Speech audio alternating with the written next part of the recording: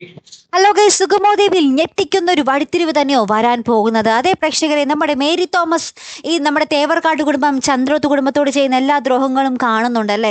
അപ്പൊ തൻ്റെ മകളാണ് ഈ ചന്ദ്രോത്ത് കുടുംബത്തിന്റെ നാശത്തിന് പിന്നിലെന്ന് മേരി തോമസ് അറിയുമ്പോൾ ഉണ്ടാകുന്ന ഒരു വേദന അത് വളരെ ദയനീയം തന്നെയാണ്. നമ്മുടെ മേരി തോമസ് വല്ലാതെ അങ്ങാട് നെഞ്ചുരുക്കി വേദനിക്കുന്നൊക്കെയുണ്ട്.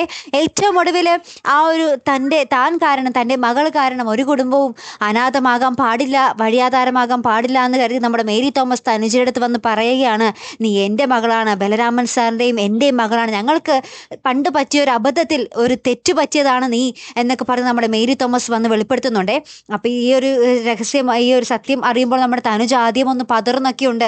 താനൊന്നും അറിയാതെയാണല്ലോ ചന്ദ്രോത്ത് കുടുംബത്തെ ദ്രോഹിക്കുന്നതെന്ന്.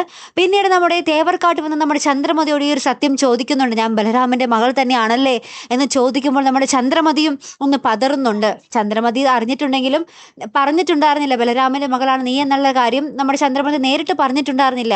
അപ്പോൾ പിന്നീട് നമ്മുടെ ചന്ദ്രമതിയുടെ പതർച്ചയും കൂടി കാണുമ്പോൾ നമ്മുടെ തനുജയ്ക്ക് ഏകദേശം ഉറപ്പാകും താൻ ബലരാമൻ്റെ മകൾ തന്നെയാണെന്നുള്ളത്. പിന്നീട് നമ്മുടെ തനുജ നമ്മുടെ ചന്ദ്രോത്ത് കുടുംബത്തെ രക്ഷിക്കാൻ അവർക്ക് വേണ്ടി പൊരുതുന്ന ഒരു നിമിഷങ്ങൾ തന്നെ ആയിരിക്കട്ടെ നമുക്ക് കാണുവാൻ സാധിക്കുന്നത്. അവർക്ക് വേണ്ടി ഒരു വീട് കിട്ടാനും അവരുടെ വീട് തിരികെ പിടിക്കാനും നമ്മുടെ സിദ്ധാർത്ഥൻ സാറിനെയൊക്കെ പുറത്തിറക്കാനും വേണ്ടി നമ്മുടെ തനുജ മുന്നിട്ടിറക്കുന്ന, നമ്മുടെ ദേവികയ്ക്കൊപ്പം തനുജ നിൽക്കുന്ന ഒരു നിമിഷങ്ങളായിരിക്കാം നമുക്ക് കാണുവാൻ സാധിക്കുന്നത് കേട്ടോ. അപ്പോൾ എന്തായാലും കാത്തിരുന്ന് തന്നെ കാണാമല്ലോ. അപ്പോൾ അടുത്തൊരു വീഡിയോയുമായി വരുന്നത് വരയ്ക്കും ഗുഡ് ബൈ.